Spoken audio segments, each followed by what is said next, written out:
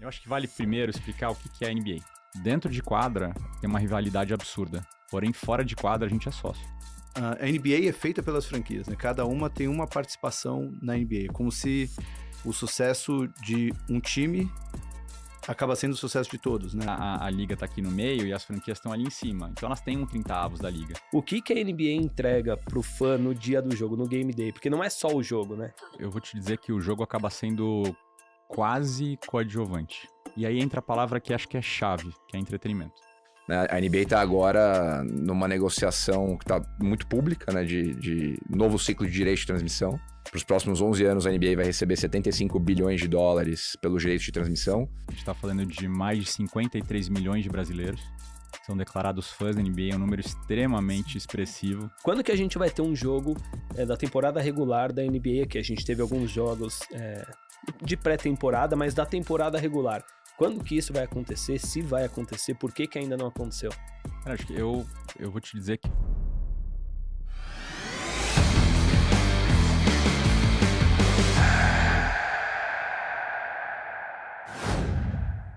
Está valendo! Começa mais um episódio do Sports Market Makers, o podcast do Market Makers em parceria com a Outfield. E hoje o episódio está muito especial, pois falaremos de NBA, um esporte que vem crescendo muito no mundo inteiro, a Liga Americana de Basquete. Essa semana aí tivemos o campeão da temporada, né, o Boston Celtics, então estamos aí no timing certinho para falar de basquete e temos como convidado Rodrigo Vicentini, que é head da NBA no Brasil. A gente vai explicar um pouco a força dessa liga, como que foi a internacionalização da NBA, está muito forte no Brasil, na China e em outros lugares do mundo também, quais as estratégias que a liga adota e como que a gente aqui no Brasil pode tirar proveito do crescimento da NBA. Tudo isso teremos nesse papo imperdível de hoje. Para quem não me conhece, eu sou Marcelo Colaneri e quem está ao meu lado, como sempre, é ele, Thiago Salomão, ô louco, de 3. A Stephen Curry.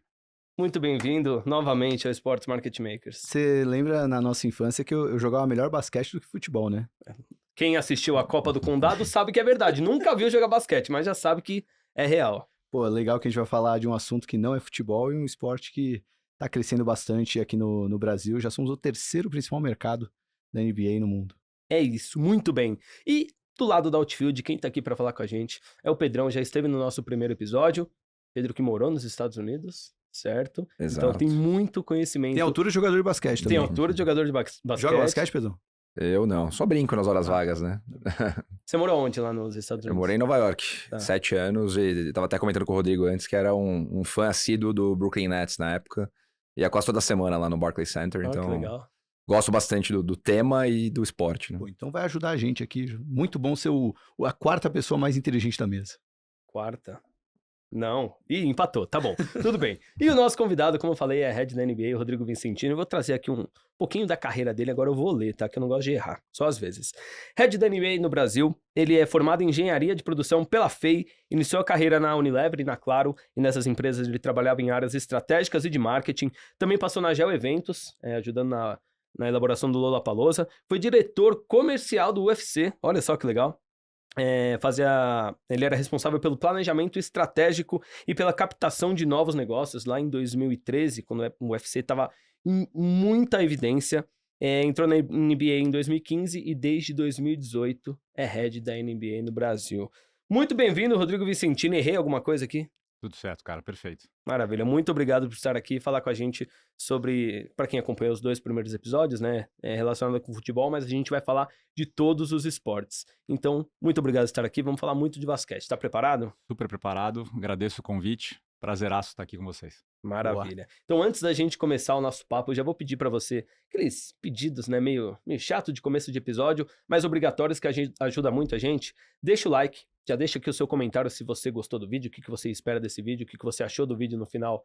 Também Que time que torce da NBA? Que time que torce da NBA, se ficou feliz com o título do Boston, se estava torcendo pro Luka no Dallas Mavericks.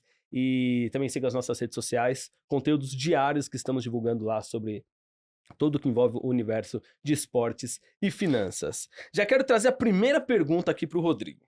Que é até para explicar um pouco para o pessoal por que a gente está falando de NBA. Eu quero que você explique para a gente um pouco a força da NBA, né? A gente tem aí um valuation medium das franquias da NBA aproximadamente de 5 bilhões de dólares, né? Um valor, assim, muito alto, é o valor médio, tá? Não é a maior franquia, o valor médio. E nos últimos... Ele teve uma valorização 2 vezes em relação aos últimos 5 anos desse valor. Como é que você explica essa escalada no valor das franquias na NBA? O que ela tem feito para subir tanto o valor de todas as franquias? Eu acho que vale primeiro explicar o que é a NBA, né? Então, a hora que a gente fala de NBA, claramente é uma liga de basquete, né? Automaticamente vem LeBron James, Stephen Curry à cabeça. Porém, a hora que a gente vai por trás, sai da quadra para entender o que é o nosso negócio, a gente é um grande player de mídia, né? De produção de conteúdo, né? Então, como é que é a estrutura da liga? Aí eu já entro no valuation que você comentou. A liga está aqui no meio, né? E a liga tem 30 owners, 30 donos, né? O Bulls, o Celtics, o Los Angeles Lakers e por aí afora, né?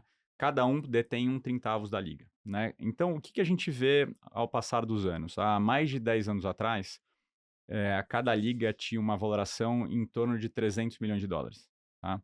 Hoje, como você falou bem, tem uma média de quase 5, né? O Golden State está em quase 8, né? Bi de dólar, né? Então, a gente vê uma valorização super importante nesses ativos, né? Acho que o que é interessante também nesse ecossistema é que cada franquia possui os seus sócios, seus donos. Então, e para você se tornar dono do Celtics, do Lakers, ou não importa qual a franquia, não é uma questão somente de grana, né?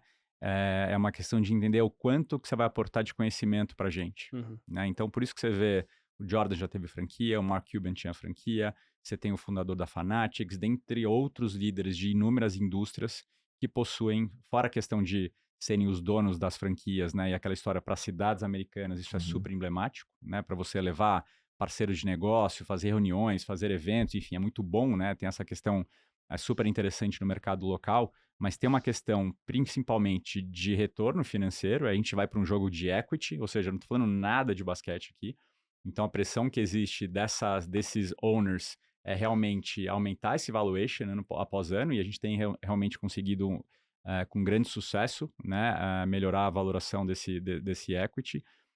E acho que tem um ponto importante para a forma que a gente opera, é que esses líderes, eles fazem parte também de comitês específicos na liga, né? Então, se você é dono de uma franquia e o teu business é e-commerce, por exemplo, você vai ajudar a prover tendências, insights para a gente também aprimorar o nosso e-commerce, seja da liga, seja das franquias, né? Então, a gente consegue cascatear esse conhecimento para a liga não só nos Estados Unidos, mas nos escritórios internacionais e todas as franquias. Então, acho que a forma que a gente é estruturado é muito interessante, né? Então, a gente vê um franco crescimento, né, de cada franquia, né? Realmente a gente percebe que os times estão cada vez mais quentes, né, dentro e fora de quadra. Como você falou bem, o Boston acabou de se sagrar campeão.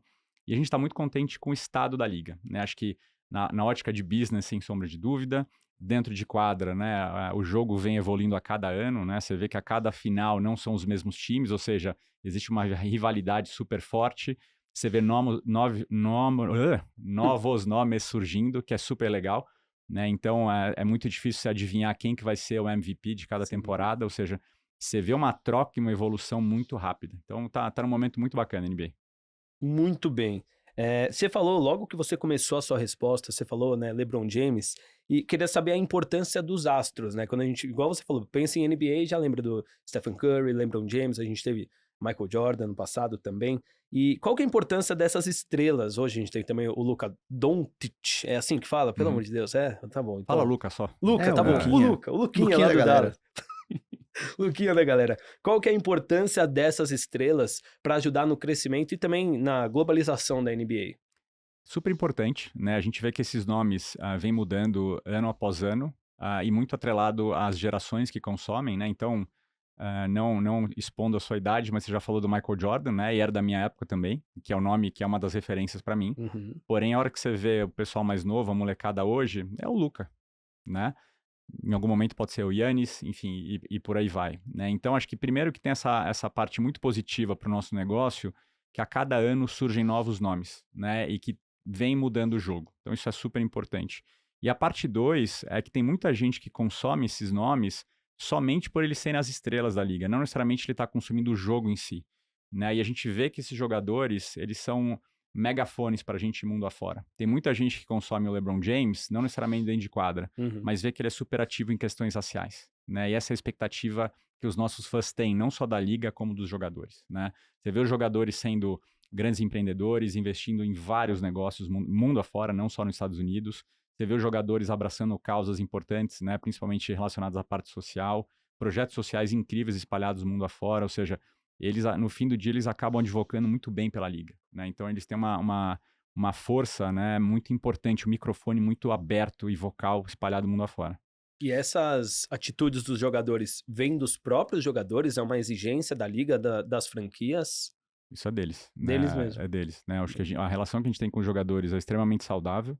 Né? Claro que tem uma condição de contorno, né, que eles seguem, né, pensando nos valores da liga, né, pensando na relação com os fãs, pensando na relação com os parceiros. Mas tem as causas que eles abraçam são coisas deles, né? E são causas que normalmente estão muito entremeadas com o que a gente acredita, né? Por isso que tem essa potência aí mundo afora. E eu ia pegar 2 ganchos, Marcelo, que eu acho bem legais da introdução do Rodrigo. Primeiro que quem trabalha comigo na Altitud sabe que eu uso a NBA como referência para 99% das coisas que a gente faz, né? Como ele falou aqui no começo, a NBA, ela se entende como um negócio de mídia, um negócio de entretenimento, um negócio de conteúdo, que tem o basquete como parte do seu core business, mas tudo é muito bem pensado e acho que tem um lado legal de pegar o gancho dos nossos outros 2 episódios sobre futebol, para mostrar como tudo que ele comentou aqui no começo indica que tudo que a NBA faz é pensado do ponto de vista de gestão, de governança, você ter um produto muito bem pensado no mercado americano e que agora consegue muito naturalmente expandir para o mercado global. Né? E acho que dentro disso, com os atletas no centro desse negócio todo, um ponto que eu acho que é legal, né? Você comentou um pouco da dinâmica entre franquias e entre a liga, os comitês, os donos sendo muito participativos. Dentro desse processo, né? Mercado americano muito relevante no mercado global esportivo e lá dentro uma dinâmica competitiva também complexa, né? NBA, NFL, MLB, MLS, futebol europeu agora mais presente lá. Como que vocês enxergam o papel da NBA como, em termos de audiência, a segunda liga hoje atrás da NFL, mas com um papel diferente da NFL dentro do tecido social americano, né? Claramente, tendo morado lá, você entende ali que as ligas têm posicionamentos importantes, cada uma à sua maneira, mas a NBA ela é uma liga mais global, né? Uma liga mais perene, mais capilar, e ela assume alguns papéis que a NFL não assume, né? Então, acho que a pergunta, no fim, é como que a NBA se enxerga como uma plataforma que é mais global que a NFL hoje? A gente tem 13 escritórios espalhados mundo afora, né? Esse processo de globalização, né, de internacionalização da marca vem acontecendo há mais de décadas, né? Então a operação do Brasil é um exemplo disso, né? A gente entende o poder de transformação que essa bola laranja faz, né? O poder de aproximação e transformação do basquete. E é o nosso cartão de visitas, né? Então a hora que a gente pensa em globalização, sem sombra de dúvidas, é a liga mais globalizada, né? Quando a gente pensa no basquete, é um esporte de fácil compreensão basicamente em todos os países, né? No nosso caso aqui no Brasil, eu tenho certeza que vocês já jogaram basquete pelo menos na infância. Sim. Né? Uhum. Aquele professor de educação física, ele abre aquele armarinho metálico e pega a bola laranja ali. Né? Então acho que a gente tem um posicionamento global muito forte, né? Tem uma bandeira social extremamente clara, né? Que acho que é super importante, né? Voltando a poucos anos atrás, a gente teve aquela questão de Black Lives Matter, que aconteceu ali no meio da pandemia. Sim. Foi super emblemático, né? Você parar uma rodada da NBA, não ter jogos à noite, né? Óbvio que isso é muito pequeno perto dos problemas raciais que aconteceram nos Estados Unidos, mas pra gente foi muito emblemático ver os jogadores, a liga e as franquias dando os braços e falando, hoje não tem jogo, né? Então, acho que a gente, voltando ao ponto dos jogadores e posicionamento, né, acho que tem um lado importante que são os fãs, né, e a expectativa dos fãs é extremamente alta quando a gente fala de NBA. Então, não é só o LeBron James ter o megafone ligado, não é só a NBA se posicionar, né, a gente tem que entender qual a expectativa da nossa base de fã, isso mundo afora, né, e aqui no Brasil não é diferente. Então, a gente vê que realmente a liga consegue se reinventar, consegue se globalizar, consegue levar o melhor basquete do mundo afora, e ainda abraçar essas causas super importantes.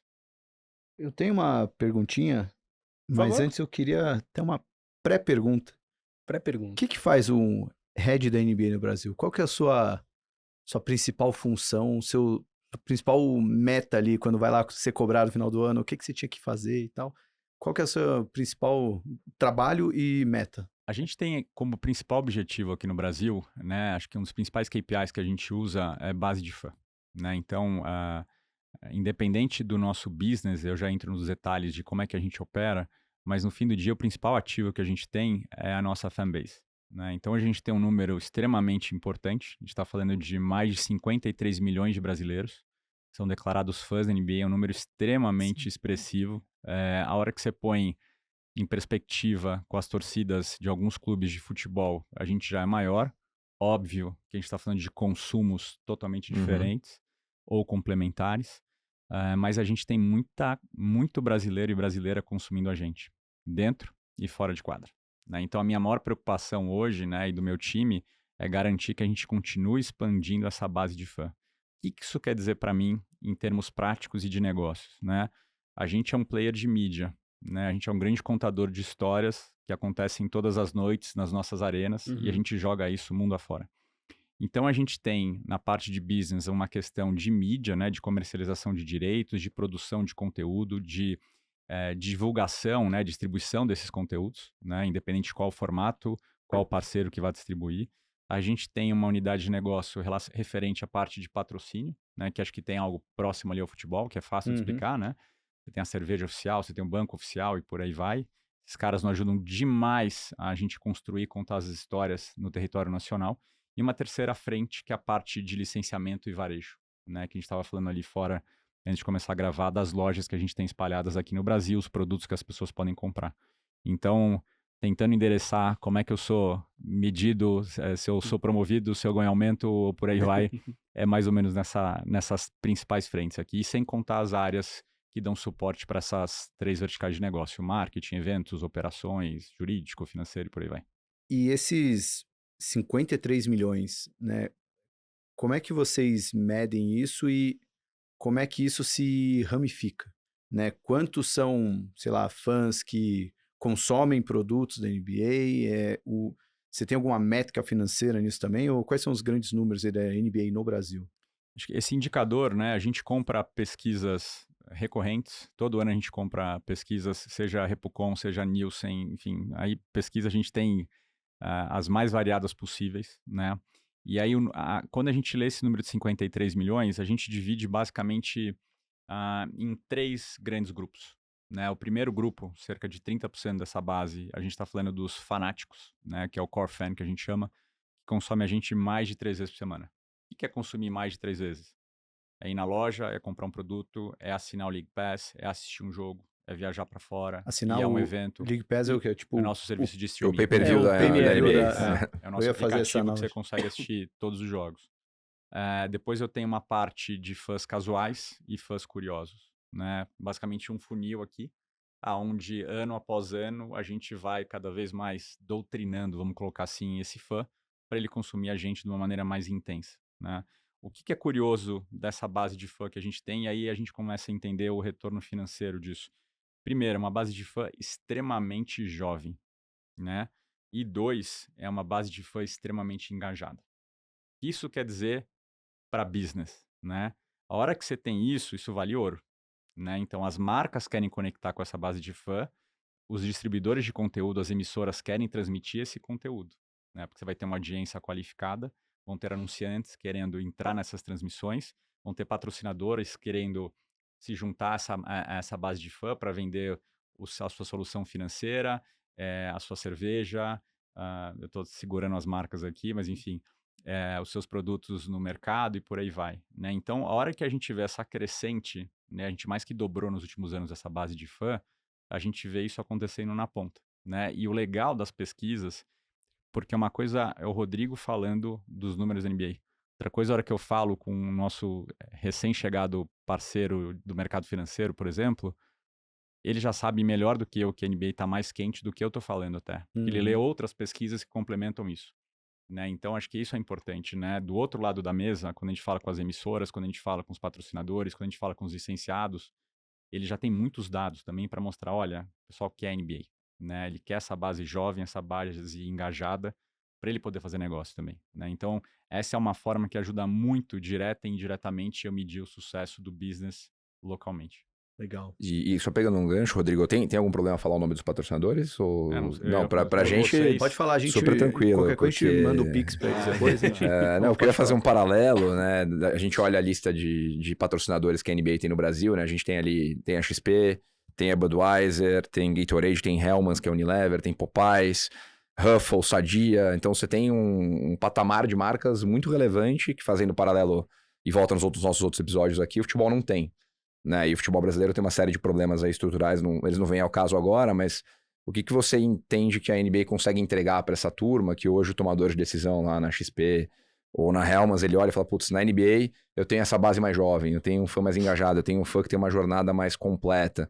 O que você imagina que nesse processo de tomar de decisão pesa a favor de vocês, né? Além de tudo que você falou agora. Acho que tem essa primeira parte que eu comentei, né? E a segunda parte é que a gente é extremamente profissional, né? Então, quando a gente faz as reuniões com prospects, parceiros e tal, já aconteceu momentos da gente sair da mesa porque a gente não conseguia atender o que a marca tinha como objetivo, né? Então, tem marcas que procuram a gente para reposicionar, tem marcas que querem vender produto, tem marcas que querem falar com o público jovem, tem marcas que têm, enfim, inúmeros desafios.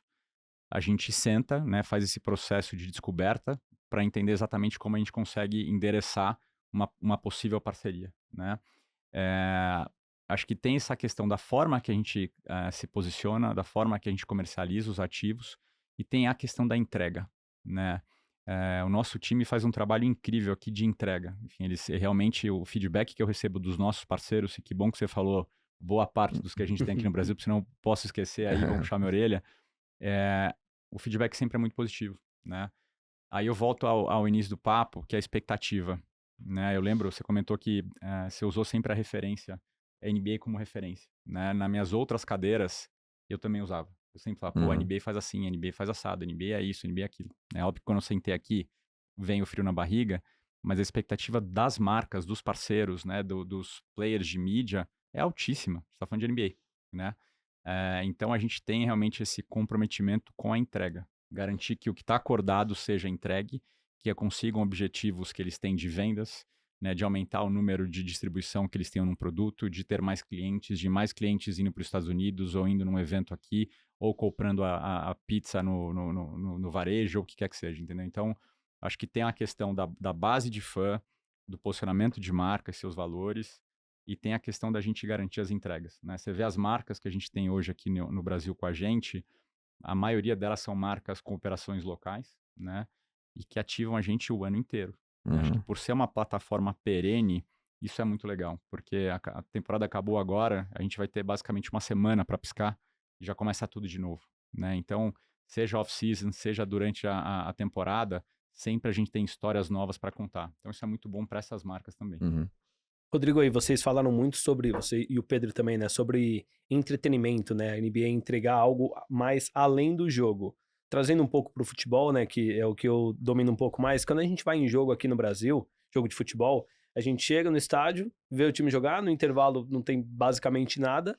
Acabou o jogo, todo mundo vai para sua casa, não tem aquela interação. Não, bota um detalhe, às vezes vai pro jogo, né? Tem que parar o carro na rua, tem que deixar com flanelinha, sim. Entra no estádio, pega a fila, se não for palmeirense, né? Porque lá tem biometria facial, graças a Deus. Perde o começo do jogo. Pode toma chuva, às vezes tem briga na torcida. Enfim, além de tudo isso. Além de tudo isso, tem esses obstáculos no jogo de futebol. O que a NBA entrega pro fã no dia do jogo, no Game Day? Porque não é só o jogo, né? Cara, acho que eu vou te dizer que o jogo acaba sendo quase coadjuvante, né? Acho que quando a gente pensa em tudo que a gente faz, hoje em dia está super em alta falar uma empresa centrada ao cliente, fan-driven, né? O cliente no centro das estratégias e tal. A gente faz isso há muito tempo. Né? Então, a hora que você pensa, né, vou pegar um dos produtos que a gente tem, né, e ele comentou que morava nos Estados Unidos, você vai me corrigir se eu estiver errado. A hora que você tem a oportunidade de ir numa arena nos Estados Unidos, né, eu garanto para você que se você é fã da NBA, você vai ter uma experiência que você vai lembrar pro resto da vida, né? Os jogadores vão quebrar os recordes, vão ter jogadas memoráveis e a experiência vai ser demais. Se você não entende nada de NBA, eu garanto a mesma coisa. Né? Então você vai ser bem tratado, você vai acessar a arena numa boa, Você não vai ter problema de lugar marcado. Você comprou teu ingresso, tua cadeira vai estar ali. Você vai ter um sortimento de alimento e bebida. Cara, você não vai lembrar o que tinha de tanta coisa boa pra você comer e beber. Você vai ter a loja, você tem um ar-condicionado, você não tem violência. Você vai ter um show ali que é o jogo em si, que é incrível. E também você vai ter o show do mascote, você vai ter o dance team, você vai ter a enterrada, você vai ter um artista local. Então, independente do jogo, você consegue ir lá com a tua família curtir, você consegue trazer parceiros de negócio, e você vai ficar 2 horas e meia extremamente bem tratado, e aí entra a palavra que acho que é chave, que é entretenimento. Né? Então, sim, tem o jogo, sim, tem o LeBron James, sim, tem recorde, sim, tem rivalidade dentro de quadra. Porém, a hora que você está sentado ali, cara, você consegue curtir demais essa experiência. Então, a hora que a gente fala de expectativa do fã, expectativa do parceiro, né, dentro de uma arena, a gente realmente preza por uma qualidade muito acima do normal. Então a experiência é muito boa. E você vai sair de lá, você vai pegar o seu carro, o transporte público, chega em casa numa boa. Né? Então, sem todos os percalços aí que você comentou. E isso é muito legal, porque isso está no DNA da NBA. Né? Não deixa eu mentir aqui, por favor. Vai lá. A hora que você extrapola esse racional de ter o fã no centro, né, de você investir no produto, investir na experiência, isso é extrapolado para todas as frentes de negócio, né? Então você está na arena, a experiência é incrível. Você está assistindo um jogo na televisão, sensacional. Você está assistindo o jogo pelo teu celular no League Pass, cara, eu troco a câmera, eu mudo o locutor, eu pego o ângulo próximo, eu coloco perto da bola, é legal pra caramba. Eu vou na loja aqui na Faria Lima, tem um produto incrível que eu quero usar. Então, a gente realmente tem esse propósito de sempre superar a expectativa. Né? Então, acho que isso faz com que realmente, a hora que você consome, né, passa a consumir NBA, é algo que fica muito marcado na parte emocional das pessoas. Né? Elas querem continuar consumindo, independente de gostar do jogo ou não. Uma referência aqui para o mercado brasileiro que eu acho super legal essa provocação, você vê o mercado de shows aqui super quente, né, de entretenimento. Você vai num Lollapalooza, num Rock in Rio ou qualquer outro show, você vai ver uma menina ali com uma regata do Lakers. E pode ser que ela saiba tudo do Kobe, tudo do LeBron ou quem quer que seja. E pode ser que ela não saiba nada e tá tudo bem. Né? Tá legal, ela tá consumindo a minha marca. Não necessariamente outros esportes conseguem fazer isso acontecer. Né? Então, acho improvável que uma menina ou um menino vá num Lollapalooza com a camisa de qualquer time que seja. Né? Então tem esse outro lado fora de quadra, que é legal, você consumir NBA, fazer parte da conversa, né, tá inserido nessa comunidade. Então acho que tem essa mistura aí que a marca oferece, né, de posicionamento, de lifestyle, de entretenimento, é muito bacana. Eu fiquei curioso com o League Pass. Você pode fazer tudo isso que você falou, de trocar o locutor, aproximar? Como que funciona o League Pass? Eu vou... Prometido aqui, eu vou te dar um código do League Pass. Olha só, eu estava sentindo. O que a gente não faz por uma assinatura do League Pass? E eu vou te dar, tá gravado aqui, a gente vai te mandar um código. Obrigado. O League Pass é uma ferramenta muito legal, né? Porque com isso, na palma da mão ali, o fã consegue escolher como ele quer consumir a gente, né? Então a gente fala desde o jogo ao vivo, onde sim você consegue escolher a narração do jogo, você consegue mudar a câmera, você tem uma função que você está sentado basicamente dentro da quadra, né? Você tem uma outra função quando você estiver no celular ali no metrô, no ônibus, naquela correria, que você está com o celular com uma tela menor, a gente consegue fechar a câmera para você poder acompanhar melhor o jogo, ou seja, tem muita tecnologia por trás disso, né? E também é óbvio que você pode espelhar isso nas Smart TVs e por aí vai.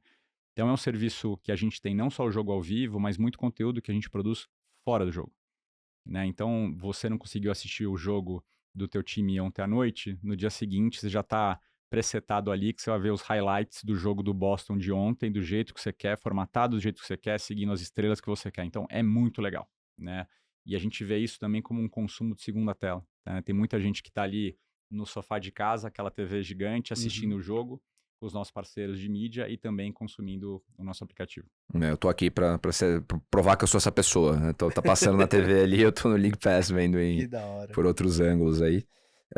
Mas só para voltar em duas coisas que você falou, Rodrigo, que eu acho bem legais e para introduzir um outro tema aqui bem importante para o nosso debate, né? Você falou em qualidade da entrega e atenção na entrega para o patrocinador, da liga sempre pensar no arco completo aí de entretenimento e na máquina viva de contar histórias, que é a NBA, que, né, morando lá, você vive e respira isso o tempo todo, porque a temporada é longa, né? A gente tá falando aí de 8, 9 meses de NBA muito intensa no noticiário, depois com off-season, free agents, etc. E no fim, a experiência lá ela é muito forte, muito positiva. Quando vocês começam a exportar isso para o mercado global, para a China, para Japão, Alemanha e Brasil, agora, né, nos últimos quase 10 anos aí com você à frente disso, mais do que nunca, como que é a experiência de tentar empacotar tudo isso e entregar uma NBA House, né? Que vocês vêm fazendo aí já há alguns anos. E para quem tá ouvindo, assistindo a gente aí, teve a oportunidade de ir, viveu muito do que você descreveu agora, né? E envolve entrega para patrocinador, envolve a jornada do consumidor, envolve toda essa conexão com lifestyle e com cultura e com aspectos sociais. E tem a gente foi lá, né, claro, e viu o evento e, pô, nota 1000, incrível, tudo que vocês conseguiram entregar mais uma vez. Mas como é que é esse processo, né? Tipo, putz, tem uma oportunidade pra gente trazer a experiência da NBA pro Brasil, operar um evento proprietário, um evento que começou ali na Paulista, foi crescendo, agora um evento, não sei nem pra quantas mil pessoas vocês entregaram esse ano. Eu tô entregando ainda, né? Acho que vai até domingo. Então, acho que conta como é que foi esse processo, né? De entender, pô, tem espaço pra fazer isso, como é que a gente faz tudo isso? Muito legal. Bom, a NBA House é responsável pela minha voz e as olheiras, então já volto ao normal. Para quem não sabe, a NBA House é uma plataforma que a gente executa aqui no Brasil durante as finais da NBA e é a maior ativação que a liga faz no mundo inteiro e acontece aqui no Brasil, né? Essa é uma plataforma que vem crescendo, como você falou bem, ano após ano. A gente tem a expectativa de receber essa edição mais de 45 mil pessoas. E o que é a NBA House, né? A gente tem como a intenção ali, né, o desenho que a gente quer entregar para os fãs é que eles se sintam inseridos dentro de uma arena americana, né? Então você vai entrar num espaço de 5 mil metros quadrados e é fan engagement na veia, né? Então você vai entrar, você vai ter mais de 20 atrações, você tem uma quadra digital interativa, você vai brincar, você vai ganhar brindes, tem as ativações dos parceiros, você tem um MC ali conduzindo toda essa dinâmica. Você tem a foto com o troféu, você tem a ativação dos parceiros, você tem uma área externa, você tem um food court que você pode comer e beber à vontade, uma variedade de comidas muito legais ali. Você tem uma quadra, literalmente, para jogar basquete ali fora. Enfim, você consegue ir para a NBA House e ficar com a tua família, com teus amigos por horas curtindo. E ainda, a gente transmite num telão gigantesco as finais da NBA, né? Então, o que a gente vê ali, né? Qual que é a riqueza disso, né? É um evento que a gente vende ingressos, tanto nas noites de jogos, tanto no que a gente chama de Fan Day, que acontece aos finais de semana. E é muito legal porque você recebe a nossa comunidade, a nossa tribo, a galera do basquete, né? Para ver as finais e também você vê o final de semana, as famílias indo. Aí eu tô falando da nova geração, né? É muito legal você ver um pai ali com uma regata do Chicago Bulls e uma criancinha de 5 anos com um boné meio que caindo assim, com o Bulls ali. Né? Então, é um projeto super consolidado, né? Já foi considerado o melhor evento de São Paulo. Recentemente entrou para o calendário dos principais eventos da cidade, que é muito bacana. E é interessante, né, que há alguns anos, né, hoje não mais, mas alguns anos atrás, a gente conversava muito com Nova York para explicar o conceito. Né? E quem está nos Estados Unidos está acostumado a ter uma arena com experiência imersiva para assistir um jogo, né, com os talentos da NBA, que a gente comentar, a gente traz o mascote, o dance team, o time de enterradas, enfim, e eu já vou falar como é que funciona isso, que é muito legal. E os americanos em alguns momentos falam assim, mas as pessoas vão comprar ingresso para isso, né? E sim, porque eles querem ser bem tratados, querem fazer parte da conversa, querem dizer que foram na NBA House, querem se divertir, querem ganhar prêmios, promoções e por aí vai. Né? Então, o brasileiro gosta muito dessa história do entretenimento bem feito. Né? Então, acho que isso é uma bandeira que a gente consegue claramente entregar na NBA House. O que eu ia comentar dos talentos que a gente traz, voltando, né, você morou nos Estados Unidos, como é que funciona a parte de experiência para o fã? Se você foi na arena do Chicago Bulls, né, e tá lá o Benny the Bull fazendo o show no jogo ontem à noite, e a gente tomar a decisão de trazer o Benny the Bull para a NBA House hoje à noite, é o mesmo Benny the Bull. Tá? E só fazer um parênteses pro Salomão, o Benny the Bull é um superstar, tá? Ele é o mascote mais famoso dos Estados Unidos. O mascote. Ultra bem remunerado, depois você pode pesquisar quanto ele ganha por ano aí. Então o cara é muito importante pro basquete americano. Só que se eu fizer na NBA House aqui, não vai acontecer de eu comprar uma fantasia do Torinho e vestir alguém. Não, é o mesmo cara. E se você estiver na China, na Europa, no México, é o mesmo cara. Por quê? A experiência tem que ser igual. Então, se você tiver esse ponto de contato com a nossa marca, tem que ser exatamente igual na China, na Europa, no México, no Japão, não importa. E aqui é igual. Então, para essa edição da House, a gente traz os mascotes, traz o dance team, traz o time de enterradas. Então, você poder oferecer isso para o mercado brasileiro é muito legal. A vibe que você vê ali da house, né? Com quase 4 mil pessoas toda noite, né? Ou os finais de semana, a galera vai à loucura, né? E é entretenimento puro. Tem basquete? Tem o basquete, né? Mas acho que tem esses componentes de superar a expectativa, de tratar bem o fã, né? De ter oportunidades que eles não teriam, né? Então, acho que é uma plataforma, né, que está tão consolidada, daí você volta ao ponto das marcas. Tem muita marca conosco ali, mais uma vez, querendo conectar com esses fãs, né, fazer suas ativações, suas promoções e por aí vai. Você falou da NBA House, né? Evento sensacional, mas eu queria que você falasse um pouco da NBA Park, né? O maior parque temático da NBA no mundo fica aqui. É no mundo, né? É. No mundo, fica aqui em Gramado, né? Aqui no Brasil. O que é o NBA Park? Essa é uma outra iniciativa também do nosso time aqui no Brasil, né? O NBA Park é o parque de diversões da NBA. É um espaço de mais de 4 mil metros quadrados, fixo na cidade de Gramado, né? Então você vai para lá com seus amigos, com a sua família, você consegue ficar o dia inteiro mergulhado no universo da NBA. Então você vai ter o restaurante, você vai ter o show na quadra, você tem inúmeras ativações ali dentro, você tem uma loja gigantesca, legal pra caramba, com sortimento de produtos único, eu diria. E é um parque que dá um resultado super legal pra gente, né? A gente tem milhares de pessoas passando toda semana pelo parque, né? E a gente vê que é uma bandeira que a gente fincou na região sul do Brasil e a gente foi muito bem recebido pela cidade de Gramado, né? Então, quem não conhece ainda, eu vou te mandar o League Pass e o ingresso. Aí, boa, Rodrigo. Passagem, hospedagem, ganhou. Não, Essa aí com o banho. Põe um asterisco aí nessa... Não, em dólar é mais Mas é barato. uma experiência super legal. E mais uma vez, a gente está falando de como tratar bem o fã, né? De como a marca vai receber bem o fã, vai se posicionar e as pessoas vão lembrar dessa marca para sempre. O que isso quer dizer em business, né? Fora a questão de rentabilizar o equipamento, sem sombra de dúvida, tem a questão da pessoa sair de lá. Se ela não me conhecesse, ela vai assinar o League Pass, ela vai assistir o nosso jogo no Prime Video, vai assistir o nosso jogo na ESPN, vai assistir o nosso jogo na Bandeirantes, vai comprar um produto na loja, vai pensar em viajar para fora ver um jogo e por aí vai, né? Vai seguir as estrelas da liga, enfim, começa a girar a roda ali. É isso que você falou, é muito legal, que os jogos da NBA agora estão passando assim, em TV aberta, né, na Band, TV fechada na ESPN, Isso. em streamings no Prime Video, no Star Plus também, se eu não me engano, que é da ESPN, a né? distribuição da ESPN. Então, a forma de assistir NBA no Brasil, agora você tem muito mais opções. E agora é a pergunta que eu quero fazer, que eu já tô desde o começo do programa me segurando para perguntar. Eu já te dei o League Pass, já te dei o ingresso para Gramado. Então não vou mais perguntar. Ó, dia 6 de setembro teremos o jogo da NFL aqui no Brasil. O primeiro jogo da NFL no Brasil. Quando que a gente vai ter um jogo da temporada regular da NBA aqui? A gente teve alguns jogos de pré-temporada, mas da temporada regular. Quando que isso vai acontecer? Se vai acontecer? Por que ainda não aconteceu? A gente já teve 3 jogos de pré-temporada aqui. Foram incríveis, né? Desde então, a gente começou a ativar com a plataforma NBA House, né? E essa questão do jogo é algo que a gente sempre revisita. Então, toda temporada a gente senta e entende se é o momento de ter um jogo ou não. Isso está sempre no nosso radar, né? Acho que independente dos movimentos do mercado. E a gente espera que em breve a gente consiga ter mais um jogo aqui. E por que ainda não teve? Vai chegar na hora certa. Meu Deus, tá bom. Mas já vai ter, já tá querendo ingresso do jogo que não teve também. né? Exato. Nem existe o jogo, eu já quero ingresso. Mas deixa ele assistir o League Pass uns 2 anos primeiro, e depois... Tem que ser um bom consumidor. Agora, falando, já que você quer falar primeiro? Eu tinha uma pergunta que era mais remete à própria liga da NBA, mas se você quiser manter o assunto... Porque ainda sobre a NBA aqui no Brasil, é uma dúvida minha. Quantos jogadores brasileiros hoje a gente tem jogando na NBA? A gente tem 2 jogadores, né? Acho que tem um ponto até legal. A gente fala muito de NBA e a gente não fala de WNBA, né? Uhum. A gente tem a Camila agora, que Cardoso acabou agora de chegar na W e tá arrebentando, né?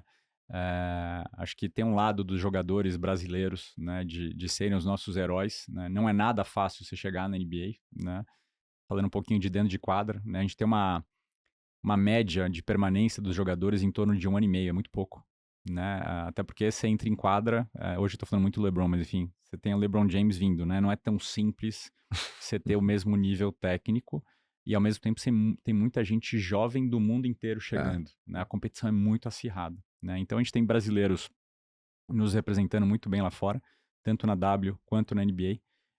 E a gente tem expectativa que num futuro próximo a gente tenha ainda mais jogadores que consigam chegar lá e representar o Brasil. Um tempo...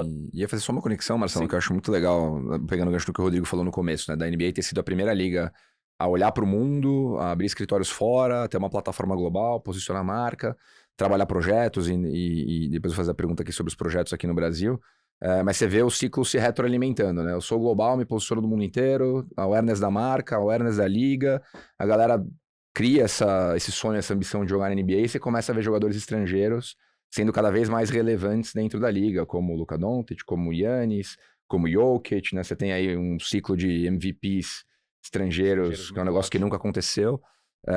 E ao mesmo tempo, né, no Brasil a gente já teve momentos com mais atletas na NBA, em nível até maior de relevância ali, né? O Leandrinho campeão com o Warriors, o Splitter com o Spurs, uma série de coisas. E hoje vocês têm duas iniciativas muito legais aqui no Brasil, na NBA School e Junior NBA, que, de certa forma, podem criar um impacto futuro interessante nesse sentido, né? Sem dúvida. Acho que você falou muito bem, são ciclos, né? Aqui no Brasil, nessa questão de desenvolvimento, né, a gente tem duas frentes, né? Uma é o NBA Basketball School, onde a gente tem a escolinha da NBA nas escolas, principalmente escolas particulares, onde a gente divide toda uma metodologia para essas escolas poderem dar aula seguindo os padrões de NBA, isso distribuído Brasil afora. E tem um outro projeto que é o Junior NBA, né? O que a gente percebeu? Que a gente tinha uma oportunidade, né? A gente falou no início do papo aqui do professor de educação física, né? Esse cara é o agente de transformação, né? Ele que vai fazer você jogar independente qual a modalidade esportiva. E a gente viu que tinha uma oportunidade de dar mais capacitação, né? Então a gente criou um currículo com mais de 40 horas gratuito, digital, 100% digital, qualquer professor pode fazer, aonde a gente trouxe Janete, Hortência, Paula, Oscar, Anderson, enfim, mais de 20 nomes, e a gente customizou um currículo para esses professores, tá? O que quer dizer isso, né? Significa que eu tenho, falando de Brasil de verdade mesmo, né? Você tem um monte de escola ali que não tem nem a quadra, né? Então eu tenho um módulo ali de como ser criativo e ensinar basquete recortando uma cesta de lixo, né? Literalmente isso, né? Então, a gente tem números super expressivos. A gente está hoje com quase 30 mil professores já capacitados, né, gratuitamente, que impactam cerca de 2,5 milhões de crianças, né? Ou seja, muita gente batendo a bola laranja, né? Se isso vai virar a nova estrela, a gente não sabe ainda, né? Não é a preocupação Esse não é o primária. direcionamento principal, né? Não é o direcionamento principal. Porém, a gente sabe que você aumentando ali aquela base do funil, a tendência, né? No mínimo, a gente vai tirar as crianças da rua, né? Tem os valores do esporte e tem mais gente consumindo a gente. Né? Depois isso vai para a confederação, vai para a Liga Nacional de Basquete, vai para os clubes, vai para fora, né? A Camila é um bom caso disso, né? Estava estudando lá fora, jogando lá fora e foi draftada agora pela W. Então, acho que isso, para longo prazo, pode ser uma boa consequência, uma consequência muito positiva dessas iniciativas que a gente faz. Mas o principal objetivo realmente voltando até a questão dos jogadores, né, dos atletas, né, de devolver à comunidade, né, isso eles fazem bastante, da gente realmente poder fazer esse braço social, né, junto com a comunidade brasileira. Você queria perguntar? Posso trazer a pergunta Por favor, sobre a senhor. liga da... Assim, o que a gente estudou, né, sobre a NBA, e você até falou um pouco no começo, queria explorar um pouco mais sobre essa formação, que eu não sei o quão peculiar ela é, mas eu achei muito interessante o fato de as franquias são... A NBA é feita pelas franquias, né? Cada uma tem uma participação na NBA, como se o sucesso de um time acaba sendo o sucesso de todos, né? E todos acabam partilhando disso. Queria que você explicasse um pouco mais esse modelo, quanto esse modelo é só da NBA ou se isso existe também em outras ligas nos Estados Unidos. Acho que para exemplificar, né, eu vou fazer um exercício aqui que é muito interessante, né? Se você vai numa loja nossa aqui no Brasil, você acabou de comprar a regata do campeão, que é o Boston Celtics, tá? Em teoria, é a regata que mais vende hoje, né? Eu vendi essa camisa do campeão no Brasil. Ela é dividida a 1/30 de maneira igualitária para cada uma das franquias. Não importa se o time. Se eu pegar e comprar a mesma regata, porém de uma franquia que foi a pior, né? Não me vem de cabeça agora quem que ficou em último. Mesmo racional. 1/30 para todos os times. né? As receitas que a gente faz no Brasil, mídia, patrocínio, varejo e licenciamento, 1/30. Qual que é a beleza na estruturação de negócio, né? Dentro de quadra tem uma rivalidade absurda, porém fora de quadra a gente é sócio, né? Então, o Boston precisa do Lakers, né?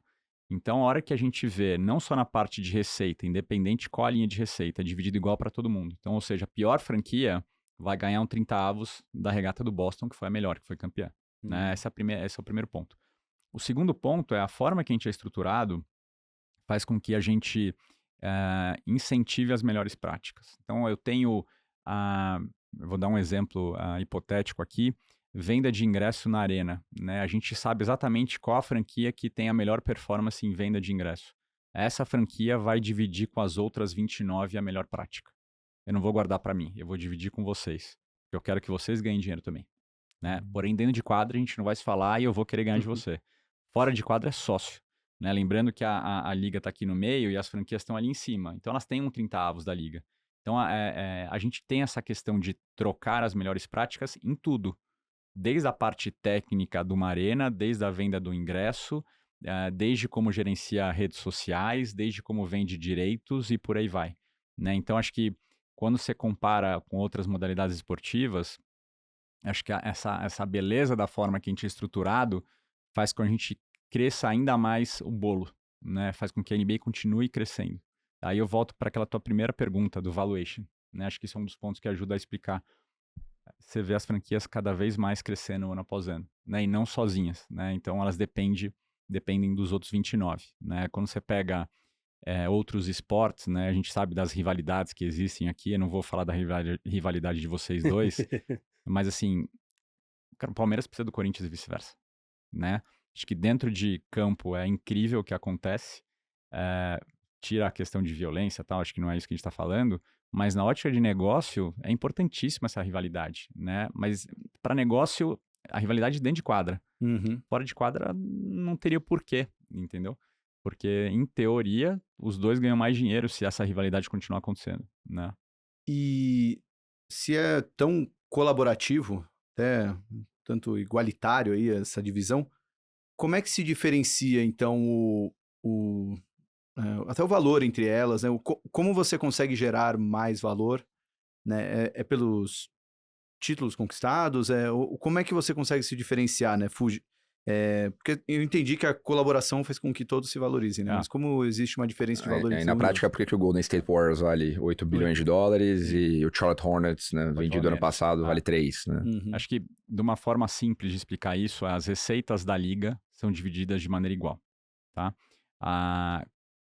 Cada franquia tem o seu espaço para fazer a sua receita, não só das arenas, então receita de arena é da franquia, né? Isso já tem algo que diferencia uma da outra, e tem uma parte de comercialização de direitos de mídia, que eles também fazem, tem um raio específico de atuação que eles podem fazer, e também a parte de patrocínio das arenas. Então, de forma simples, seriam essa maneira que você diferencia, né? E a questão do valuation, óbvio, eu não sei no detalhe de cada uma, mas tem as suas discrepâncias, né? Então, acho que essa é a forma que a gente consegue ver uma valendo mais do que a outra. Não necessariamente é porque foi campeão, vai valer mais do que a outra. Isso é muito legal. Quando a gente vê o consumo de esporte, eu já escutei de franquias lá fora que esse foi meu pior ano dentro de quadra. Meu time ficou em último.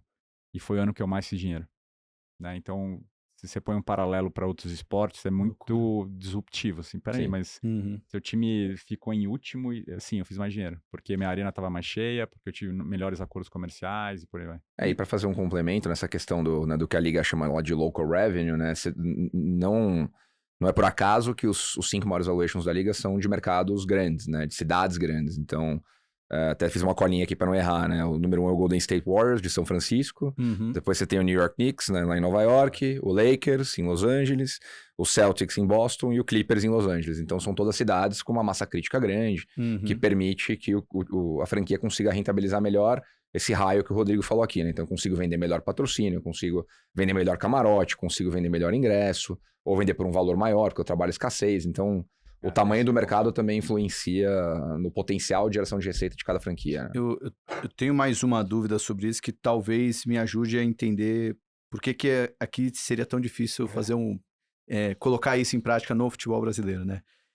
Pensando numa coisa colaborativa. Mas existe alguma... Vou usar um termo que nem sei se é o que seria usado, mas acho que não tem nada melhor para definir. Um fair play financeiro ali dentro das franquias, assim, o quanto de dinheiro que cada uma pode investir em relação ao que gera de receita, ou um teto salarial sobre quanto que cada jogador pode ganhar, ou quanto cada time pode ficar endividado, enfim. Como todos são sócios, eu imagino que eles também devem seguir regras parecidas de endividamento e quantidade de capital investido. Acho que me vem à mente aqui 2 pontos que são super legais para compartilhar. Né? Acho que o primeiro ponto é o draft. Né? Eu vou voltar àquela equipe que ficou em 30º lugar, que foi a pior desta temporada. Detroit Pistons. Detroit, boa. O que vai acontecer com Detroit quando tiver o draft que está já para acontecer? Eu até brinquei nisso. Não para, uma semana de respiro, né? E volta. Exatamente. O Detroit ele vai ter o que a gente chama de pick, né? Ele vai ser a primeira franquia a escolher os jogadores que serão draftados, né? Óbvio que existem negociações, o Detroit pode chegar no Boston e falar, olha, eu vou te dar esse primeiro pick, mas me dá o armador tal, blá, blá, blá, blá. Mas de maneira simples a última franquia vai poder escolher o principal jogador a ser draftado. Ou seja, eu já consigo em quadra garantir um equilíbrio.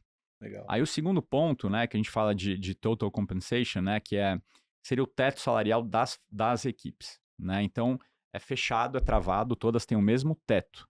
Porém, vamos supor que o Chicago Bulls, para a próxima temporada, vá extrapolar esse teto. O que vai acontecer? O que ele extrapolar vai ser dividido igualitariamente para as outras 29 franquias.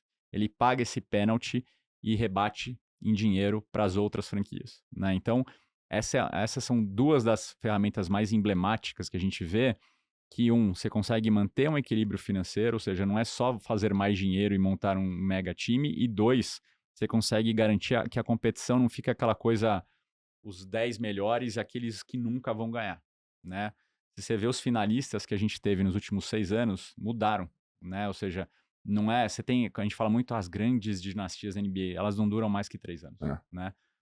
Passa 3 anos, não tem jeito, vem uma competição super acirrada. Então, acho que respondendo a tua pergunta, só esses 2 mecanismos de cara, a gente consegue garantir a competição e o equilíbrio financeiro. Né? E para baixo também tem, tá? Então você tem um piso salarial para os jogadores. Né? Então você tem todo ano isso sai, qual que vai ser o teto da equipe, qual que vai ser o mínimo que cada jogador pode receber. E para adicionar no seu raciocínio aí de como o bolo é muito bem dividido e como as regras são super interessantes de avaliar, trazendo para a nossa realidade aqui, esse valor que o Rodrigo descreveu, né? Então você pode gastar até 100. Você gastou 110, esses 10 adicionais, você vai pagar mais 10 dividido pelos outros 29. Exato. Então você está financiando o seu competidor porque você está gastando a mais. Para ser justo, equilibrar a balança, beleza, eu te deixo gastar mais, mas você vai pagar Você vai ter que pagar vai pagar esse imposto. Essa conta. E tem um ponto também, né, que aqui no futebol brasileiro o último colocado é rebaixado para a segunda divisão. Lá, então, na NBA, o fato de não haver rebaixamento fica até mais fácil também essa colaboração, né? Sim, a gente não tem rebaixamento. Então... Aí, bom, não quero monopolizar muito. Vai, por favor. Como é que surge uma franquia? Ou existe espaço para uma... Porque às vezes a gente vê um time, uma franquia mudando de cidade e tudo mais. Como é que é feito isso? Vem alguém de fora e fala, quero ter uma franquia na minha cidade, quem que tá à venda e tal? Basicamente assim? Não é tão básico assim, é uma discussão bem complexa. Coincidentemente, agora a gente está numa discussão de expansão, né? A gente tem visto bastante matéria, muita notícia no entorno disso, de uma possível expansão para alguns mercados. A gente já escutou Canadá, a gente já escutou Las Vegas, a gente já escutou México. É uma decisão bem complexa. Lembra que hoje a gente tem uma sociedade de 30, né? Agora pode ser que venha uma sociedade de 31, né? Então, você tem que... É zero básica essa discussão. É uma discussão de longuíssimo prazo para entender se tem espaço para ter uma nova franquia, para expandir e aonde expandir, né? O que a gente percebe das franquias mudando de cidades ou aonde elas são abertas, o impacto econômico na cidade é tremendo, né? Acho que tem essa questão de geração de negócios, né, de acelerar a economia, mas tem um lado super legal também, né, daí volta a questão da liga, devolver para a comunidade. A maior parte das pessoas que trabalham numa arena são da comunidade local, né? Boa parte ou grande parte dos fornecedores das arenas são de pessoas locais.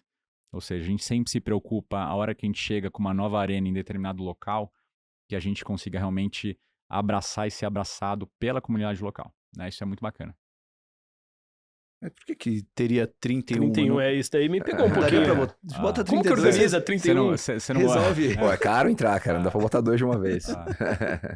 Vamos ver. Acho que essa discussão tá bem latente, assim, né? Acho que realmente é um ponto ali que a Liga tem discutido bastante, né? E como a gente falou, não é questão de ter o dinheiro, né? Entender qual impacto no jogo isso vai ter, né? Qual impacto nas outras 30, né? Se realmente é o momento de expandir ou não, né? A gente já escutou em alguns momentos também de troca de cidades, enfim. Então essa é uma discussão que está sempre quente, né? Mas eu diria que agora essa questão de uma nova tá extremamente latente, assim. É um ponto que tá todo mundo ansioso para entender se realmente é a hora da Liga ter uma nova franquia ou não. E a última que aconteceu, se eu não me engano, foi o Oklahoma City Thunder, né? Que é um baita case de sucesso Sim. de realocação, de construção de marca, de uma equipe vitoriosa que tá em playoff consistentemente. Veio o Kevin Durant, né? Russell Westbrook, James Harden, agora de novo com um time muito Mas competitivo. o que foi Eles saíram de Seattle, era o Seattle Supersonics, né? Da época do Michael Jordan. Pô, na minha época Vocês tinha lembram, Seattle, né? Vocês não podem tem lembrar mais, dele. Não né? existe mais, não acredito. O Seattle Você Supersonics, torcia pra eles, inclusive. Não, eu era Chicago Bulls, né? ele se tornou o Oklahoma City Thunder no começo dos anos 2000, se não me engano, por ali, né? Então, e nesse contexto que o Rodrigo tá falando, nas perguntas que você fez, Thiago, acho que tem um lado muito legal de também ouvir aqui o contexto, né? A NBA tá agora numa negociação que tá muito pública, né? De novo ciclo de direito de transmissão. Volta muito no que o Rodrigo falou aqui, né? De ser uma empresa de entretenimento, de mídia, de conteúdo, que conta histórias diariamente, a todo momento, e faz isso muito bem, não à toa, né? Se os números forem verdadeiros aí do que a empresa está divulgando, vai conseguir um aumento de 3 vezes em relação ao que teve no último ciclo, né? O que tem se falado é que para os próximos 11 anos a NBA vai receber 75 bilhões de dólares pelos direitos de transmissão, e tudo isso fruto de um trabalho que é muito consistente, muito bem feito. E acho que a pergunta aqui é, na sua opinião, Rodrigo, o que a gente aqui como mercado brasileiro, aí não só o futebol, mas o esporte em geral, pode aprender com a forma como a NBA trabalha direito de transmissão? Acho que acho que eu diria que dá mais ansiedade ainda essa questão das renovações do que a questão da nova franquia, apesar que são 2 tópicos super quentes hoje em dia, né? A gente, nesse momento, né, existem discussões, né, e negociações para a gente definir a próxima rodada, os próximos 10 anos da Liga. Tem muita informação saindo na mídia, né? Enfim, não entrando em detalhes do que está saindo, se é verdade ou não, mas existe uma expectativa muito alta, né? E as ligas esportivas, a hora que elas entram nesse momento de renovação de longo prazo é quando você muda o patamar do negócio, né? Então, acho que tem um lado super interessante que a gente vê que na última renovação tem players que nem existiam, né, comparados ao momento atual, né? E a gente vê também que o consumo de mídia mudou muito, né? A gente falou aqui de streaming, a gente falou de aplicativo, né? A gente fala, óbvio, de TV aberta, de TV a cabo e por aí vai, mas a gente vê que existem outros players, né? A gente está super ansioso e animado com essa renovação.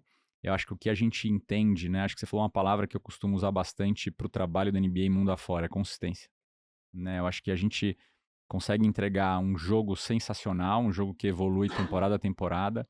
A gente consegue entregar um produto que é super plástico, né? Você pode não gostar de NBA, mas você vai ligar, puta, que lindo que é esse jogo, né? Independente de você saber a regra ou não. É uma marca fortíssima, né? É um produto que, estando na grade, né? Não sei nem se a gente vai continuar usando a palavra grade das emissoras, que agrega muito valor, né? Você poder transmitir um jogo na NBA é muito forte.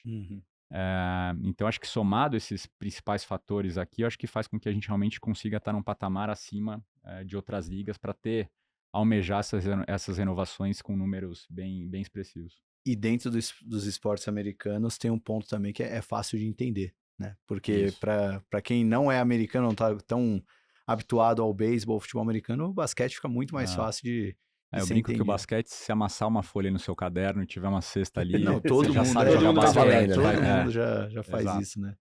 Mas quando eu não morei nos Estados Unidos, mas eu já viajei algumas vezes para lá e uma dessas viagens eu falei, não, vou ver tudo possível de esporte. Então vi um jogo de futebol do Orlando City, vi um jogo da NFL do San Diego, acho que é San Diego Chargers, não sei. Então, que também mudou de nome, mudou de cidade. Ah, é? Faz tempo, recentemente. Já entreguei a idade. Beisebol, entrei e saí, não tem condições de assistir beisebol, muito chato, tava muito quente. Mas basquete não consegui, fiquei triste, porque tava em São Francisco, eu vi um jogo do Golden State, mas num bar. Já foi uma experiência super legal. League Pass, NBA Park, não, ele cavou isso. Agora falta o ingresso aí pra próxima vez que for pros Estados Unidos. Tá saindo caro isso aí. Rodrigo, o Pedro acabou de perguntar o que o esporte brasileiro pode aprender com a NBA. Queria que você falasse um pouco da NBB, né? A gente tem uma liga de basquete aqui no Brasil. O que você pode falar pra gente? A gente tem uma parceria de longuíssima data com a LNB, que é a Liga Nacional de Basquete, que promove o campeonato, o NBB.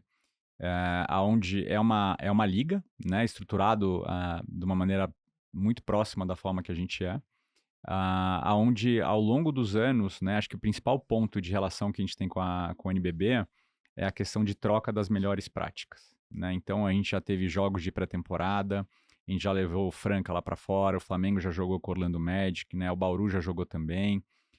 A gente tem summits anuais, onde a gente pega os executivos da liga e os executivos dos times da liga e a gente leva lá para fora, né? A gente já levou para Orlando, já levou para Nova York, onde tem uma semana de imersão com os nossos principais executivos. Então a gente traz o nosso CMO e ela vai falar melhores práticas e tendências de marketing que a gente entende no nosso mercado. A gente traz o nosso pessoal comercial, como é que você vende um patrocínio de uma arena ou de um uniforme. Parte de direitos de transmissão e por aí vai. Então, óbvio que a gente sabe que são mercados diferentes, mas essa troca é muito rica. A gente aprende muito também, né? Muito boa essa troca com o mercado local e a gente vê a liga fazendo um trabalho super legal. Com relação ao basquete local, né, a gente acredita muito num ecossistema saudável, né? Então, a gente vê a gente tem uma relação muito boa tanto com a liga quanto com a Confederação Brasileira de Basquete. A gente entende que quanto mais saudável e quanto mais crescer esse ecossistema de basquete, a gente cresce também, né? Então, as entidades do basquete, né? A própria Liga Brasileira Feminina também, quanto mais essas respectivas entidades crescerem, vai ser bom para todo mundo, né? Eu volto ao ponto de aumentar o bolo. Né? Então, é uma relação super saudável, super boa. E dali que acabam saindo as grandes estrelas brasileiras, né? Então, comentou de Nenê, Leandrinho, enfim... Varejão, enfim, todos já passaram também pela Liga ou pela Confederação. Muito bem. E nesse momento, deixa eu ver, tá preparado, senhor? Tem aquele momento que eu comentei com você, senhor Rodrigo. Muito bom. Que é o momento do VAR. Alguma coisa aqui que passou não batido. Tem VAR na NBA, cara. Como? Claro que tem. Claro que tem. Como é que chama? É VAR chama também? Replay Center. Então, Replay Center. O homem do replacement. Porque é a versão boa do VAR, tá vendo? É a versão boa, a versão porque boa não do VAR, é... que Não, isso? e vale o contexto, né? Não é o VAR open bar, como é no futebol, né? Global. Da mesma forma que é na NFL, você tem challenges, né? Você tem desafios para pedir. Se você perde o desafio, você perde um tempo. Se você ganha o desafio, você mantém o tempo. Então... Quantos desafios você tem? São 2 por tempo, né? 2 no primeiro tempo, né? Que é o primeiro e o segundo quarto. 2 no segundo tempo, que é o terceiro e o quarto quarto. Então chama o desafio aí, faz o... Challenge, joga a bandeirinha vermelha aí. Ele faz assim também? Não. Não? Ah, então só vem, o senhor Só levantar, Challenge. é mais simples, só levantar a mão mesmo. Diretor jurídico, Dr. Bruno Chatac e amante de esportes. Bom, pessoal, eu tinha pensado em uma aqui, mas vai ter que ser 1h30. Bom, quando a gente fala aí da NBA, né, hoje, para qualquer estratégia de expansão global de uma marca, a gente tem que pensar em 2 elementos, né, que são autoridade e alcance. Fora isso, a gente tem inovação sendo aplicável a esses 2 conceitos. A NBA, há décadas, ela já vem inovando bastante. Quando a gente pensa na década de 80, a gente teve aquela rivalidade sadia que jogou a liga para cima depois de um tempo de ostracismo. Magic contra Larry Bird. Depois a gente teve o Michael Jordan, que escancarou a liga para o resto do mundo. Na década de 2000, a gente teve ali a dinastia do Kobe com o Shaq. Em 2010, ali na década, né, o Golden State revolucionou o basquete com um jogo mais rápido, um jogo de 3 pontos. Hoje você tem pivôs saindo do garrafão para arremessar. Isso mostra alcance, autoridade e, claro, inovação.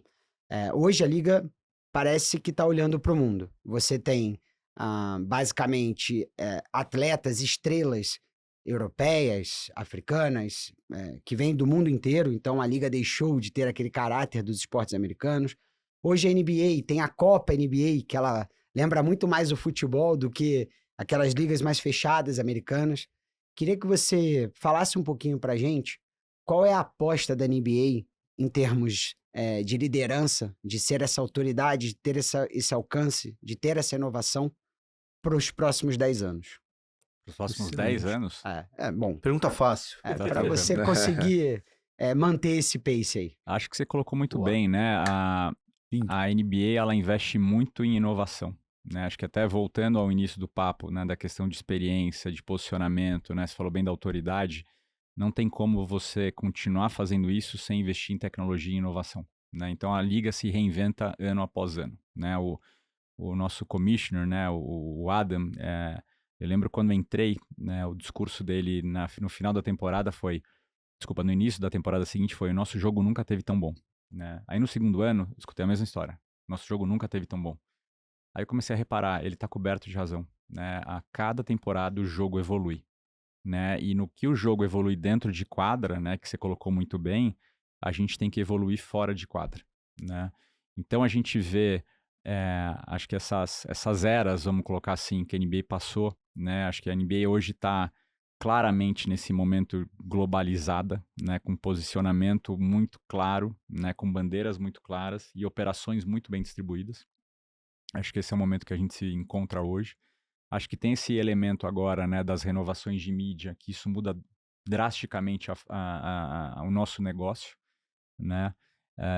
Mas eu acho que a bandeira que a gente vai seguir levantando, né, e acho que vai ser muito mais do que os 10 anos, é a gente continuar nessa dominância e de trazer mais pessoas, né, voltando ao que a gente faz aqui no Brasil, continuar a ter mais fãs e apaixonados pela bola de basquete praticando nosso esporte, né? Acho que é isso, de forma resumida, o que eu vejo acontecendo para os próximos 10, 50, 100 anos, né?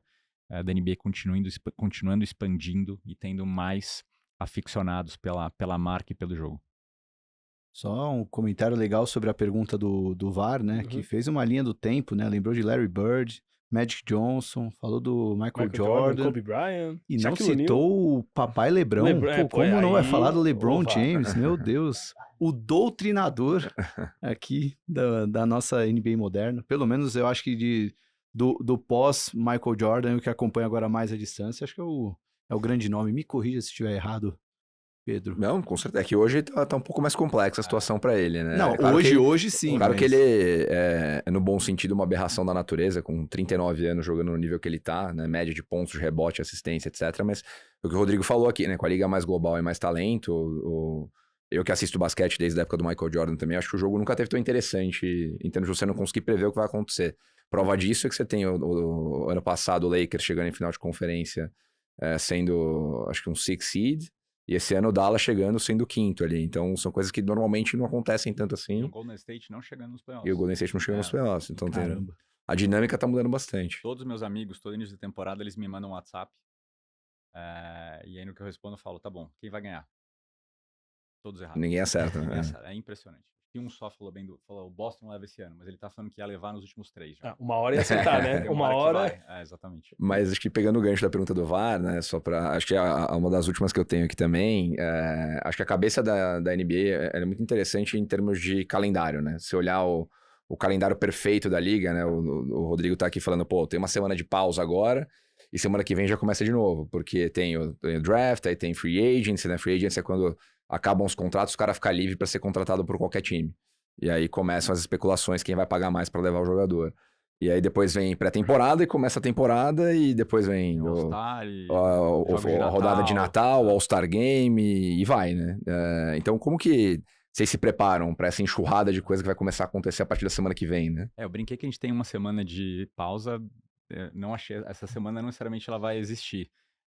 Eu acho que a gente tem uma recorrência, né, uma forma de operar muito clara, né? Então, apesar da gente estar na questão dos, né, estávamos no playoffs, finais, NBA House, transmissões e por aí vai, a gente já está faz tempo olhando o nosso ano 24, 25, 24, 25, né? A gente tem um ano fiscal que acaba agora final de setembro, a temporada do ano que vem já está feita.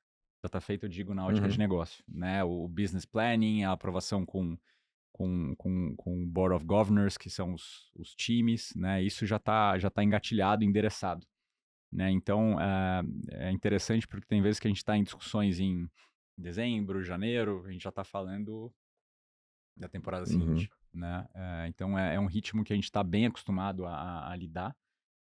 É desafiador, porque você tem que executar tudo que você está contratado e prometido para os seus parceiros e tal, para os seus fãs, mas ao mesmo tempo é um processo que a gente tem isso muito, acho que muito cristalizado, assim, é uma coisa, não sei se é porque a gente já está há muito tempo na liga, então eu já sei o que vai acontecer na próxima temporada bem antes. Acho que isso é até um dos segredos, né, de sucesso da NBA.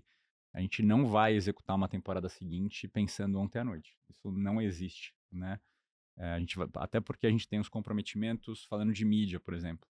Eu preciso sentar com a ESPN para avisar os jogos que vão passar na ESPN na próxima semana.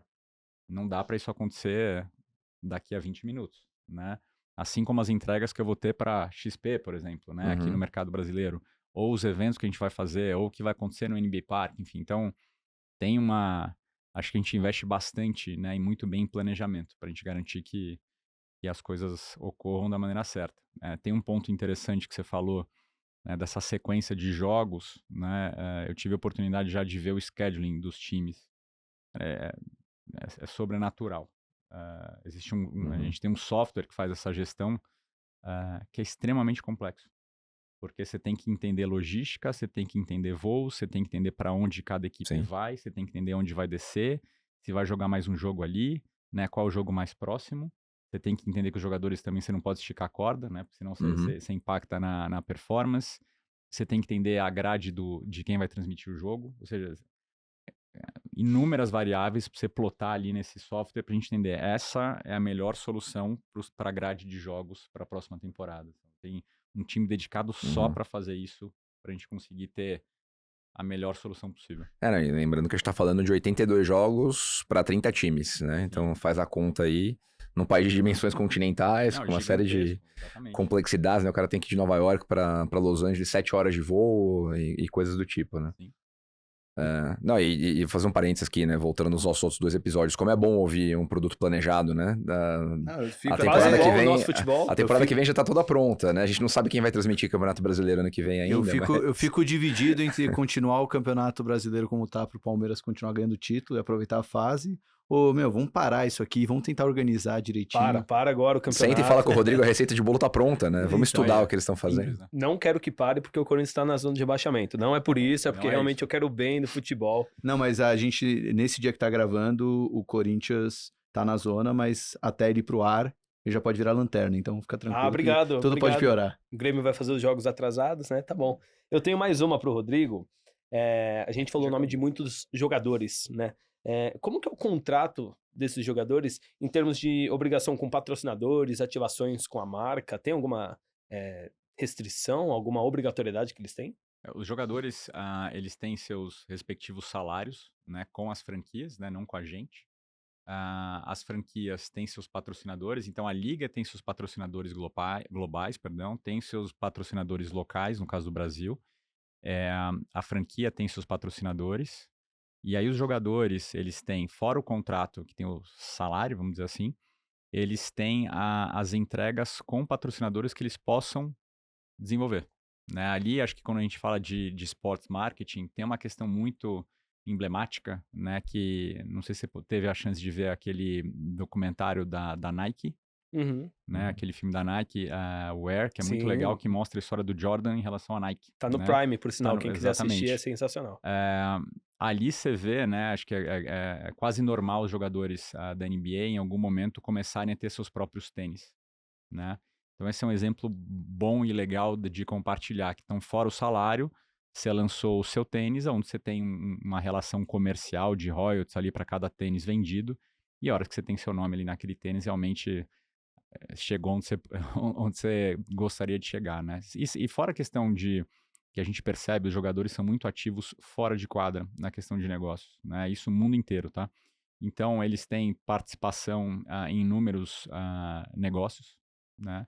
São investidores em startups, são sócios de business super importantes, né? E tem relações comerciais tradicionais, né? Vamos dizer assim, então o jogador tal vai ter o patrocínio da marca X e tá tudo certo, né? Então eles têm isso também na manga para fazer. Aí, acho que tem um lado legal aqui, falando de market makers agora, né, de investimento, né, essa cultura do reinvestimento dos atletas no mercado, de tecnologia e mercado esportivo de forma geral, lá é muito forte, né, se eu não me engano o Kevin Durant tem mais de 100 investimentos em startups e empresas diversas e já ganhou mais fazendo isso do que jogando basquete. Eu até anotei uma curiosidade aqui, o LeBron foi o primeiro jogador bilionário, né, que se tornou bilionário jogando, né, o Michael Jordan ficou bilionário só em 2014, né? Então, hoje em dia, os jogadores também eles conseguem fazer esse compounding dentro do próprio... E investindo dentro da própria indústria, negócio, né? Legal. O LeBron, por exemplo, é acionista do Liverpool, acionista do Milan. Tem uma rede muito ampla de participações. Questão de conteúdo também, eles são muito ativos de produção de conteúdo, não só como influenciador, mas também em produtoras, né? Então, eles investem muito nessa parte, lembrando que a gente é um business de mídia, né? Então, eles também são bem ativos nisso. Você falou do Michael Jordan, um ponto interessante, quase uma provocação, né? O Jordan, né, a gente brinca que é quase um deus, né? E segue sendo, mas na época dele não tinha rede social, né? Imagina se tivesse, né? O quão grande ele seria, né? Mas tinha Space Jam. Tinha Space Jam, exatamente. Mas é um cara que você anda... É uma marca, né? Não é um jogador, mas é uma marca que você olha... Pô, você vê, olha pro tênis de muita gente, tem um Air Jordan no pé. Né? Então, imagina o quanto que ele não construiu ao longo dos anos, né? E mesmo sem o advento da rede social, né? Pouco. Aquele momento ruim, né? Aquele momento de dar tchau, que o papo foi muito legal. Eu vou falar sincero, Rodrigo, eu não acompanho tanto, assim, os jogos da NBA por conta do horário. Mas, cara, só esse bate-papo aqui já me deu vontade de assistir, de ir na NBA House, quando tiver a oportunidade de ir no NBA Park. Só uma conclusão que eu fiquei, parece que a liga da NBA, ela tem um formato... a liga brasileira, que não é ainda uma liga, parece que os times são... De futebol. Falando de futebol, né? Parece que os times são capitalistas demais, né? Porque um quer estar muito em cima, outro quer estar muito embaixo. Na NBA a gente tem uma mentalidade um pouco mais socialista, né? Do vamos se ajudar, uma coisa meio colaborativa. Acho que talvez se a gente mudar um pouquinho a mentalidade ali, fazer uma coisa mais colaborativa. Imagina Palmeiras e Corinthians se ajudando. Corinthians, você tá lá embaixo, deixa eu te ajudar a subir um pouco. Podia ser melhor pro futebol. Mas só fica essa reflexão. Sempre com o cotovelo aberto. Mas não precisa... Então, você vê, a gente sempre lembra dentro de quadra. A gente, dentro de quadra, a gente não mexe, né? Tem a disputa. O ponto é fora, né? O ponto é fora. O ponto é fora. Como fora a gente vai se ajudar, né? E fazer mais dinheiro. No fim do dia é isso. Crescer o business, né? Esse que é o ponto, não falando do futebol, mas que é um ponto importante aí pra considerar. E essa é a tecla que a gente sempre bate, né? Acho que o Thiago e o Marcelo já me ouviram falando umas 100 vezes nos últimos 9 meses aí, que a receita de bolo tá pronta. Né? Na NBA, na NFL, na Premier League. A gente tem que aprender o que tem de bom lá e trazer pra cá em todas as modalidades, né? Em todas as modalidades. Então, para não ficar só falando mal do futebol aqui, a gente tem espaço para melhorar todas as modalidades esportivas no Brasil. Exatamente. Bom, então, Rodrigo, primeiramente, né, muito obrigado por ter participado aqui. Espero que volte mais vezes, né? Porque o basquete, acho que é um dos esportes mais assistidos no mundo, que vem crescendo muito. Então, parabéns por todo o trabalho que tem feito aqui, o crescimento do NBA, e obrigado por ter vindo aqui ao 3º episódio do Sports Market Makers. Muito bom, foi um prazer, adorei o papo. Depois eu te mando o League Pass, pode Por favor, não chegou ainda, não? Não, ainda não, tá bom, tudo bem. Vou te mandar, fica tranquilo. Obrigado. Não, legal que o Rodrigo Obrigado a você, Rodrigo, um prazer. O Rodrigo tem uma semana do ano tranquilo, então já pode anotar na agenda. Quando chegar a semana, já vem Market Maker. Já tá organizado. Então, agradecer mesmo ao Rodrigo. Pedrão, obrigado pelo papo. Obrigado, gente. Senhor Thiago, muito obrigado. Valeu. Todo mundo que acompanhou, não esquece de deixar o like, deixa um comentário o que você achou do episódio. Inscreva-se no nosso canal, ative as notificações para não perder nenhum conteúdo. Siga as nossas redes sociais e semana que vem a gente está de volta com mais um episódio. Fui!